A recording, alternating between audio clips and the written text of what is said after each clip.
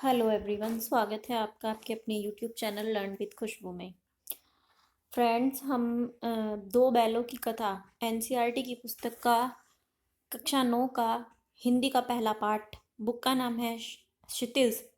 उसका हम पहला पाठ पढ़ रहे थे। पिछली वीडियो में मैंने उसका आधा पाठ आपको करा दिया था। वीडियो ज़्यादा लंबा होने की वजह से मैं उस चैप्टर को वहाँ पर पूरा नहीं कर पाई थी, इसलिए मैं अब इस वीडियो में उस चैप्टर को पूरा कर रही हूँ। उससे पहले मैं आपको इस चैप्टर के बारे में बता देती हूँ। हीरा और मोती नाम के दो बैल थे। प्रेमचंद जी का ये लिखा हुआ चैप्टर है। पाठ का नाम है दो बैलों की कथा। हीरा और मोती नाम के दो बैल थे, जिनका जो मालिक था उसका नाम झुरी था। और उस मालिक ने अपने ये दोनों बैल अपने साले को, पत्नी का भाई जो होता है उसको साला बोलते हैं, उसको दे दिए थे। और उन बैलों को के साथ वहाँ पर जो झुरी था वो अपने बैलों को बहुत अच्छे से रखता था। लेकिन जब गया उनको लेके गया, जो झुरी के साले का नाम था वो गया था, तो झुरी की पत्नी को भी वो बैल कम पसंद थे। और जो गया उनको लेकर गया था वो भी उनको सही से नहीं रख रहा था। तो पहले दिन जब बैल गया के घर पहुंचे, तो वो उस दिन रात को अपनी रस्सियां छुड़ाकर और भागकर वापस झुरी के पास आ जाते हैं। झुरी से वो शिकायत करते हैं मन ही मन। दोनों बैलों में बहुत प्रेम था। दोनों बैलों में एक ऐसी शक्ति थी कि जिस प्रकार इंसान भी इंसान की बात नहीं समझ सकता था, लेकिन वो दोनों ही मुख भाषा में बात करते थे और एक दूसरे की बात समझ लेते थे। गया के यहाँ पर वो सॉरी झुरी के यहाँ पर वो वापस आ जाते हैं और झुरी से मन ही मन ये कहते हैं कि हमने हमने ऐसा क्या किया था जो तुमने हमें बेच दिया या तुमने हमें किसी के यहाँ भेज दिया। इस प्रकार जब वो वापस आ जाते हैं तो दोबारा से उनको भेज दिया जाता है। और भेजने के बाद जब वो दोबारा से उनके घर पहुंचते हैं, गया के घर, उस दिन उनको मार भी पड़ती है। पहले दिन तो वो चले जाते हैं, पहले दिन तो उनके साथ नॉर्मली ना उनको भूसा भूसा दिया जाता है दूसरी बार, और उनको मार भी पड़ती है। झुरी की पत्नी और झुरी में इस बात पर बहस भी होती है कि ये बैल वापस क्यों आए। झुरी कहता है कि शायद दाना चारा न दिया होगा इसलिए वापस आ जाते हैं। झुरी की पत्नी कहती है कि क्या तुम ही खिलाना जानते हो, और कोई तो पानी पिलाकर ही रखता है। इस प्रकार दोनों वापस आ जाते हैं। तो एक दिन उनके ऊपर जब दूसरी बार जब वो गया के यहाँ पहुंचते हैं तो उनके ऊपर मार पड़ रही होती है। तो हीरा जो है वो मना कर देता है। मोती कहता है, मोती में थोड़ा ज़्यादा गुस्सा होता है। मोती कहता है कि लाठी लेकर आ रहा है, कहो तो मैं भी मजा चखा दूं। लेकिन हीरा उसको मना कर देता है। उससे आगे की कहानी हम पढ़ते हैं, क्या होता है। नहीं, हमारी जाति का यह धर्म नहीं है। हीरा कहता है कि हमारी जाति का धर्म नहीं है कि हमारे ऊपर मारने वालों के ऊपर हम वापस से प्रहार करें। मोती दिल में ऐंठ कर रह गया। मोती को हीरा ने मना कर दिया, इसलिए मोती कुछ नहीं कर पाया। गया आ पहुंचा और दोनों को पकड़कर ले चला। कुशल हुई कि उसने इस वक्त मारपीट न की। ये बहुत अच्छी बात थी कि इस बार गया ने उनके साथ मारपीट नहीं की, नहीं तो मोती भी पलट पड़ता। फिर इस बार मोती ने सोच रखा था कि अगर इस बार मुझे मारेगा तो मैं इसको वापस मारूंगा। इसकी तेवर देख कर गया और इसके सहायक समझ गए कि इस वक्त टाल जाना ही मसलहत है। आज दोनों के सामने फिर वही सूखा भूसा लाया गया। दोनों चुपचाप खड़े रहे। घर के लोग भोजन करने लगे। उस वक्त छोटी सी लड़की दो रोटियां लिए निकली और दोनों के मुंह में देकर चली गई। उस एक रोटी ने से इनकी भूख तो शांत होती, पर दोनों के हृदय को मानो भोजन मिल गया। वो जो छोटी लड़की थी, वो गया की अपनी लड़की थी, लेकिन उसकी जो गया की पत्नी थी वो उस लड़की की सौतेली माँ थी। उस लड़की की अपनी जो रियल मदर थी वो मर चुकी थी। यहाँ भी किसी सज्जन का वास है। लड़की भैरव की थी, उसकी माँ मर चुकी थी। सौतेली माँ उसे मारती रहती थी, इसलिए इन दोनों में से किसी एक प्रकार की आत्मीयता हो गई। अब जो अत्याचार लड़की के ऊपर हो रहे थे, इसी तरीके पर एक प्रकार के अत्याचार जो है उस लड़की के ऊपर हो रहे थे। तो उस लड़की को ऐसा लगता था कि सॉरी, वो लड़की गया की नहीं थी, वो लड़की भैरव की थी। उस लड़की को ऐसा लगता था, उन बैलों को ऐसा लगता था कि इस लड़की के साथ भी ऐसा ही हो रहा है। और उस लड़की को ऐसा लगता था कि जिस प्रकार के अत्याचार मेरे पास साथ हो रहे हैं, उसी प्रकार के अत्याचार इन बैलों के साथ भी हो रहे हैं। तो लड़की को अपने समान ही उनकी दयनीय स्थिति प्रतीत होती थी। तो वो लड़की भी उन दोनों से बहुत प्यार करने लगी। ये देखिए इस लड़की की पिक्चर, ये इन दोनों को एक एक रोटी खिलाने आ रही है। दोनों दिन भर जोते जाते, डंडे खाते, अड़ते, शाम को थान पर बांध दिए जाते और रात को वही बालिका उन्हें 2 रोटी खिला जाती। प्रेम के इस प्रसाद की यह बरकत थी कि 2-2 गाल सूखा भूसा खाकर भी दोनों दुर्बल न होते थे, मगर दोनों की आंखों में रोम रोम में विद्रोह भरा हुआ था। वो लड़की जो उन्हें ऐसी आत्मीयता उस लड़की से हो गई थी कि उसके प्रेम की वजह से ही दोनों भूसा सूखा भूसा खाते थे, लेकिन फिर भी वो दोनों ठीक ठाक थे। लेकिन उन दोनों की आंखों में विद्रोह भरा हुआ था, गुस्सा भरा हुआ था। एक दिन मोती ने मूक भाषा में कहा, अब तो नहीं सहा जाता हीरा, क्या करना चाहते हो? हीरा ने पूछा। एक आध को सींगों पर उठाकर फेंक दूंगा। मोती ज्यादा गुस्से वाला था, तो वो हीरा को बोलता है कि मैं इन दोनों में से किसी किसी को उठा के इन लोगों में से किसी को उठाकर सींगों पर उठाकर फेंक दूंगा। लेकिन जानते हो, वह प्यारी लड़की जो हमें रोटियां खिलाती है उसी की लड़की है जो इस घर का मालिक है। यह बेचारी अनाथ न हो जाएगी। तो मालकिन को ना फेंक दूं? वह तो उस लड़की को मारती है। लेकिन औरत जात पर सींग चलाना मना है, यह भूल जाते हो। तुम तो किसी तरह निकलने ही नहीं देते। बताओ, तुड़ाकर भाग चलें? जिस बात को भी हीरा कहता, मोती कहता, हीरा उसको किसी ना किसी प्रकार से चुप करा देता। हाँ, मैं ये स्वीकार करता हूँ, लेकिन इतनी मोटी रस्सी टूटेगी कैसे? इसका एक उपाय है। पहले रस्सी को थोड़ा सा चबा लो, फिर एक झटके में जाती है। तो मोती ने उपाय बताया कि इसको चबा लेते हैं और फिर जब एक झटका मारेंगे तो टूट जाएगी। रात को जब बालिका रोटियां खिलाकर चली गई, दोनों रस्सियां चबाने लगे, पर एक मोटी रस्सी मुंह में न आती। बेचारे बार बार जोर लगा कर रह जाते थे। सहसा घर का द्वार खोला और वह लड़की निकली। दोनों सिर झुकाकर उसका हाथ चाटने लगी। दोनों की पूंछें खड़ी हो गई। उसने उनके माथे सहलाए और बोली, खोले देती हूँ, चुपके से भाग जाओ, नहीं तो यहाँ लोग मार डालेंगी। आज घर में सलाह हो रही है कि इनकी नाकों में नाथ डाल दी जाए। उसने गराव खोल दिया, पर दोनों चुपचाप खड़े रहे। मोती ने अपनी भाषा में पूछा, अब चलते क्यों नहीं? हीरा ने कहा, चलें तो, लेकिन कल इस अनाथ पर आफत आएगी, सब इसी पर संदेह करेंगी। सहसा बालिका चिल्लाई, दोनों फुफ्फा वाले बैल भागे जा रहे हैं। ओ दादा, ओ दादा, दोनों बैल भागे जा रहे हैं, जल्दी दौड़ो। गया हड़बड़ाकर भीतर से निकला और बैलों को पकड़ने चला। वे दोनों भागे। गया ने पीछा किया और भी तेज हुए। गया ने शोर मचाया, फिर गांव में कुछ आदमियों को भी ले चलने के लिए लौटा। दोनों मित्रों को भागने का मौका मिल गया। सीधे दौड़ते चले गए, यहाँ तक कि मार्ग का ज्ञान न रहा। जिस परिचित मार्ग से आए थे उसका पता न था। नए नए गांव मिलने लगे। तब दोनों एक खेत के किनारे खड़े होकर सोचने लगे, अब क्या करना चाहिए। हीरा और मोती दोनों वहां से जब भाग निकले, तो वो भागने की जल्दी में उनको गांव, मतलब जो इस रास्ते से वो गांव में लाए गए थे, उस रास्ते को पहचानते तो थे, लेकिन भागते भागते उन्हें यही नहीं पता चला कि हम किस रास्ते पर जा रहे हैं, और वो अनजान किसी गांव में चले गए। हीरा ने कहा, मालूम होता है राह भूल गए। तुम तो बेतहाशा भागे, वहीं उसे मार गिराना था। उसे मार गिराते तो दुनिया क्या कहती, वह अपना धर्म छोड़ दे, लेकिन हम अपना धर्म क्यों छोड़े? दोनों भूख से व्याकुल हो रहे थे। खेत में मटर खड़ी थी, चरने लगी। रह रहकर आहट ले लेते थे, कोई आता तो नहीं। जब पेट भर गया, दोनों ने आज़ादी का अनुभव किया तो मस्त होकर उछलने कूदने लगे।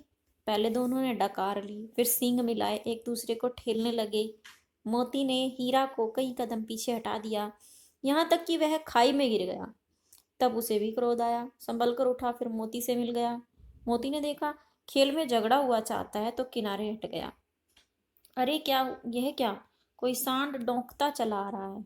हाँ, सांड ही है। वह सामने आ पहुंचा। दोनों मित्र बगले झाँक रहे थे। सांड पूरा हाथी है, उससे भिड़ना जान से हाथ धोना है, लेकिन न भिड़ने पर भी जान बचती नहीं नजर आती। इन्हीं की तरफ आ भी रहा है, इतनी भयंकर सूरत है। मोती ने मूक भाषा में कहा, बुरे फंसे, जान बचेगी या नहीं, कोई उपाय सोचो। हीरा ने चिंतित स्वर में कहा, अपने घमंड में भूला हुआ है, आरजू विनती न सुनेगा। क्यों भाग भाग क्यों ना चलें? अब उन दोनों को टेंशन हो गई। उन दोनों को लग रहा है कि ये जो सांड है, ये मतलब हेल्दी है हमारे से, और फिर क्यों ना हम भाग चलें। अगर हम इससे हेल्प मांगेंगे या कहेंगे कि हमें छोड़ दो, तो ये सुनेगा नहीं।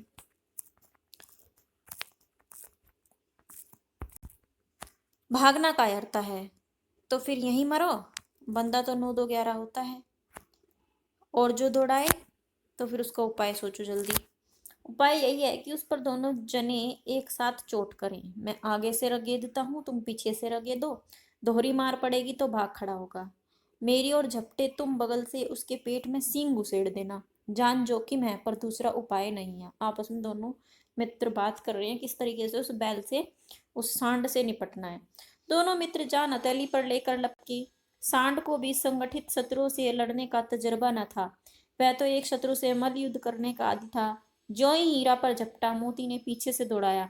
सांड उसकी तरफ मुड़ा तो हीरा ने रगेदा। सांड चाहता था कि एक एक करके दोनों को गिरा ले, पर ये दोनों भी उस्ताद थे, उसे वह अवसर न देते थे। एक बार सांड जल्लाकर हीरा का अंत कर देने के लिए चला कि मोती ने बगल से आकर पेट में सींग भोंक दिया। सांड क्रोध में आकर पीछे फिरा तो हीरा ने दूसरे पहलू में सींग चुभा दिया। आखिर बेचारा जख्मी होकर भागा और दोनों मित्रों ने दूर तक उसका पीछा किया, यहाँ तक कि सांड बेदम होकर गिर पड़ा। तब दोनों ने उसे छोड़ दिया। दोनों मित्र विजय के नशे में झूमते चले जाते थे। मोती ने अपनी सांकेतिक भाषा में कहा, मेरा तो जी चाहता है कि बच्चा को मार ही डालूं। हीरा ने तिरस्कार किया, गिरे हुए बैरी पर सींग न चलाना चाहिए। यह सब ढोंग है, बैरी को ऐसे मारना चाहिए कि फिर ना उठे। हीरा समझदार था। हीरा वो मोती को समझाता रहता था। मोती वाला ज्यादा गुस्से वाला था। अब घर कैसे पहुंचे वह सोचो, पहले कुछ खा लें तो सोचें। सामने मटर का खेत था ही, मोती उसमें घुस गया। हीरा मना करता रहा पर उसने एक न सुनी। अभी 2 ही 4 ग्रास खाए थे कि आदमियां लाठी लेकर दौड़े पड़े और दोनों मित्रों को घेर लिया। हीरा तो मेड़ पर था, निकल गया। मोती सींचे हुए खेत में था। उसके खुर कीचड़ में धंसने लगे, उसके जो पंजे थे वो कीचड़ में धंस गए। न भाग सका, पकड़ लिया गया। हीरा ने देखा संगी संकट में है तो लौट पड़ा। हीरा ने देखा कि मेरा फ्रेंड, मेरा मित्र संकट में है तो वो भी वापस आ गया। फंसेंगे तो दोनों फंसेंगे। रखवालों ने उसे भी पकड़ लिया। प्रातःकाल दोनों मित्र कांजी होश में बंद कर दिए गए। कांजी होश क्या था? जहाँ पर बैलों को या जानवरों को रखा जाता था। दोनों मित्रों को जीवन में पहली बार ऐसा साबिका पड़ा कि सारा दिन बीत गया और खाने को एक तिनका भी न मिला। समझ में ही ना आता था यह कैसा स्वामी है। इससे तो गया फिर भी अच्छा था। यहाँ कहीं भैंसें थी, कहीं बकरियां, कहीं घोड़े, कहीं गधे, पर किसी के सामने चारा न था। सब जमीन पर मुर्दों की तरह पड़े थे। कहीं तो इतने कमजोर हो गए थे कि खड़े भी ना हो सकते थे। सारा दिन दोनों मित्र फाटक की और टकटकी लगाए रहते थे, पर कोई चारा लेकर न आता दिखाई दिया। तब दोनों ने दीवार की नमकीन मिट्टी चाटनी शुरू की, पर इससे क्या तृप्ति होती। रात को जब कुछ भोजन न मिला तो हीरा के दिल में विद्रोह की ज्वाला दहक उठी। मोती से बोला, अब तो नहीं रहा जाता मोती। ही मोती ने सिर लटकाए हुए जवाब दिया, मुझे तो मालूम होता है प्राण निकल रहे हैं। इतनी जल्दी हिम्मत न हारो भाई, यहाँ से भागने का कोई उपाय निकालना चाहिए। आओ दीवार तोड़ डालें। मुझसे तो अब कुछ नहीं होगा। इस बूते पर अकड़ते थे, सारी अकड़ निकल गई। बाड़े की दीवार कच्ची थी, हीरा मजबूत तो था ही। अपने नुकीले सींग दीवार में गड़ा दिए और जोर मारा तो मिट्टी का एक चिप्पड़ निकल आया। फिर तो उसका साहस बढ़ा। इसने दौड़ दौड़ कर दीवारों पर चोटें की और हर चोट में थोड़ी थोड़ी मिट्टी गिराने लगा। उस समय कांजी उसका चौकीदार लालटीन लेकर जानवरों की हाजिरी लेने आ निकला। हीरा का उज्जड़पन देखकर उसने कई डंडे रसीद किए और मोटी सी रस्सी से बांध दिया। कांजी उसमें डेली जानवरों की हाजिरी होती थी कि कहीं इनमें से कोई जानवर भाग तो नहीं गया। मोती ने पड़े पड़े कहा, आखिर मार खाई, क्या मिला? अपने बूते भर जोर तो मार दिया। ऐसा जोर मारना किस काम का कि बंधन में पड़ गए। जोर तो मारता ही जाऊंगा, चाहे कितने ही बंधन पड़ते जाएं, जान से हाथ धोना पड़ेगा। कुछ परवाह नहीं, यूं तो भी मरना भी है। सोचो दीवार खुद जाती तो कितनी जानें बच जाती। इतने भाई यहाँ बंद हैं, किसी की देह में जान नहीं। 2 4 दिन और यहाँ यही हाल रहा तो सब मर जाएंगे। हाँ यह बात तो है। अच्छा लो,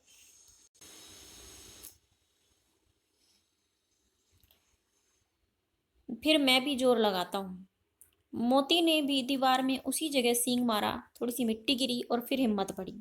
फिर तो वह दीवार में सींग लगाकर इस तरह जोर करने लगा मानो किसी प्रतिद्वंदी से लड़ रहा है। आखिरकार कोई 2 घंटे की जोर आजमाइश के बाद दीवार ऊपर से लगभग एक हाथ गिर गई। उसने दूनी शक्ति से दूसरा धक्का मारा तो आधी दीवार गिर पड़ी। दीवार का गिरना था कि अधमरे पड़े हुए सभी जानवर चेत उठे। तीनों घोड़ियां सरपट भाग निकली, फिर बकरियां निकली, इसके बाद भैंसें भी खिसक गई, पर गधे अभी तक ज्यों के त्यों खड़े थे। हीरा ने पूछा, तुम क्यों नहीं भागे जाते? एक गधे ने कहा, जो कहीं फिर पकड़ लिए जाएं तो क्या हर्ज है, अभी तो भागने का अवसर है ना। हमें तो डर लगता है, हम यहीं पड़े रहेंगे। गधों ने मना कर दिया, हम नहीं भाग रहे। आधी रात से ऊपर जा चुकी थी। दोनों गधे अभी तक खड़े सोच रहे थे कि भागे या ना भागे। फिर मोती अपने मित्र की रस्सी तोड़ने में लगा हुआ था। जब वह हार गया तो हीरा ने कहा, तुम जाओ, मुझे यहीं पड़ा रहने दो, शायद कहीं भेंट हो जाए। मोती ने आंखों में आंसू लाकर कहा, तुम मुझे इतना स्वार्थी समझते हो हीरा? हम और तुम इतने दिनों तक साथ रहे हैं, आज तुम विपत्ति में पड़ गए तो मैं तुम्हें अलग हो जाऊं। हीरा ने कहा, बहुत मार पड़ेगी, लोग समझ जाएंगे ये तुम्हारी शरारत है। मोती गर्व से बोला, जिस अपराध के लिए तुम्हारे गले में बंधन पड़ा, उसके लिए अगर मुझ पर मार पड़े तो क्या चिंता। इतना तो हो ही गया कि 9-10 प्राणियों की जान बच गई, वे सब तो आशीर्वाद देंगे। यह कहते हुए मोती ने दोनों गधों को सींगों से मार मार कर बाड़े के बाहर निकाला और तब बंधु के पास आकर सो रहा। भोर होते ही मुंशी और चौकीदार अन्य कर्मचारी, जिसे खलबली मची, इसके लिखने की जरूरत नहीं, बस इतना ही काफी है कि मोती की खूब मरम्मत हुई और उसे भी मोटी रस्सी से बांध दिया गया। एक सप्ताह तक दोनों मित्र वहां बंधे पड़े रहे। किसी ने चारे का एक तृण भी न डाला। हाँ, एक बार पानी दिखा दिया जाता था, यही उनका आधार था। दोनों इतने दुर्बल हो गए कि उठा तक न जाता, ठठरियां निकल आई थी। एक दिन बाड़े के सामने डुग डुग डुग्गी बजने लगी और दोपहर होते वहां 50-60 आदमी जमा हो गए। तब दोनों मित्र निकाले गए और उनकी देखभाल होने लगी। लोग आ आकर उनकी सूरत देखते मन फीका करके चले जाते। ऐसे मृतक बैलों का कौन खरीदार होता। सहसा एक दड़ियल आदमी, जिसकी आंखें लाल थी और मुद्रा अत्यंत कठोर, आया और दोनों मित्रों के कूलों में उंगली गोद कर मुंशी जी से बात करने लगा। उनका चेहरा देखकर अंतर्ज्ञान से दोनों मित्रों के दिल कांप उठे। अरे, वह कौन है और उन्हें क्यों टटोल रहा है, इस विषय में कोई संदेह न हुआ।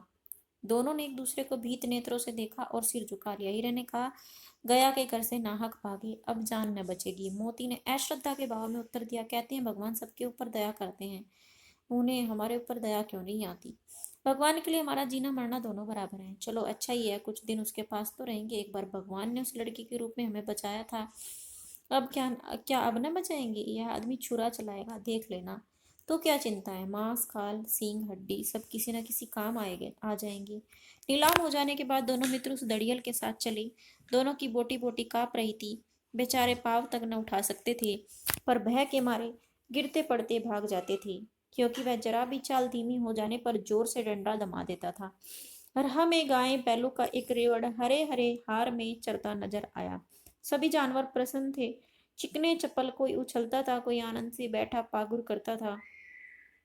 कितने सुखी जीवन था, पर कितने स्वार्थी हैं सब। किसी को चिंता नहीं कि उनके दो भाई बधिक के हाथ बधे बात पड़े कैसे दुखी हैं। सहसा दोनों को मालूम हुआ कि यह एक परिचित रहा है। हाँ, इसी रास्ते से गया उन्हें ले गया था। वही खेत, वही बाग, वही गांव मिलने लगे। प्रतिक्षण उनकी चाल तेज होने लगी, सारी थकान सारी दुर्बलता गायब हो गई। आह, यह लो, अपना ही हार आ गया। इस कुएं पर हम पुर चलाने आया करते थे, यही कुआं है। मोती ने कहा, हमारा घर नगीच आ गया। हीरा बोला, भगवान की दया है, अब तो मैं तो अब घर भागता हूँ। यह जाने देगा, इसे मैं मार गिराता हूँ। नहीं नहीं, दौड़कर थान पर चलो, वहां से हम आगे न जाएंगे। दोनों उन्मत्त होकर बछड़ों की भांति कुलेल करते हुए घर की ओर दौड़े। वह हमारा थान है। दोनों दौड़कर अपने थान पर आ गए और खड़े खड़े हो गए। तड़ल भी पीछे पीछे दौड़ता चला आता था। जुरी द्वार पर बैठा धूप खा रहा था। बैलों को देखते ही दौड़ा और उन्हें बारी बारी गले लगाने लगा। मित्रों की आंखों से आनंद के आंसू बहने लगे। एक झूरी का हाथ चाट रहा था। दड़ियल ने जाकर बैलों की रस्सियां पकड़ ली। झूरी ने कहा, बैल मेरे हैं। बैल तुम्हारे? बैल कैसे? मैं मवेशी खाने से नीलाम लिए आता हूँ। मैं समझा हूँ चुराए लिए आते हो। चुपके से चले जाओ, बैल मेरे हैं। मैं बेचूंगा तो बिकेंगे, किसी के मेरे बैल नीलाम करने का क्या अख्तियार है। जाकर थाने में रपट कर दूंगा। मेरे बैल हैं, इसका सबूत यह है कि मेरे द्वार पर खड़े हैं। दड़ियल जलाकर बैलों को जबरदस्ती पकड़ कर ले जाने के लिए बढ़ा। उसी वक्त मोती ने सींग चलाया। दड़ियल पीछे हटा। मोती ने पीछा किया। दड़ियल भागा। मोती पीछे दौड़ा। गांव के बाहर निकल जाने पर वह रुका, पर खड़ा दड़ियल का रास्ता देख रहा था। दड़ियल दूर खड़ा धमकियां दे रहा था, गालियां निकाल रहा था, पत्थर फेंक रहा था। मोती विजयी शूर की भांति उसका रास्ता रोके खड़ा था। गांव के लोग यह तमाशा देखते थे और हंसते थे। जब दड़ियल हार कर चला गया तो मोती अकड़ता हुआ लौटा। हीरा ने कहा, मैं डर रहा था कि कहीं तुम गुस्से में आकर मार ना बैठो। अगर वह मुझे पकड़ता तो मैं बेमारे ना छोड़ता। अब न आएगा। आएगा तो दूर ही से खबर लूंगा, देखो कैसे ले जाता है, जो गोली मरवा दे। मर जाऊंगा पर उसके काम तो ना आऊंगा। हमारी जान कोई जान ही नहीं समझता, इसलिए कि हम सीधे हैं। जरा देर में नांदों में खली, भूसा, चोकर और दाना भर दिया गया और दोनों मित्र खाने लगे। जूरी खड़ा दोनों को सहला रहा था और बीसों लड़के तमाशा देख रहे थे। सारे गांव में उछाल सा मालूम होता था। उस समय मालकी ने आकर दोनों के माथे चूम लिए। सो दोस्तों, इस प्रकार ये चैप्टर पूरा होता है। इस चैप्टर में आज़ादी के विषय में बताया गया है कि आज़ादी मांगने से नहीं मिलती, छीनी जाती है। उसके लिए प्रयास करना पड़ता है, उसके लिए संघर्ष करना पड़ता है। दोनों बैलों के माध्यम से आज़ादी की लड़ाई और अपने स्वाभिमान के लिए किस प्रकार हमें लड़ना चाहिए वो इस वीडियो में बताया गया है। इस वीडियो में इतना ही। Thank you for watching. अगर आप इस चैनल पर नए हैं तो please subscribe the channel and please like and share the video. Thank you for watching.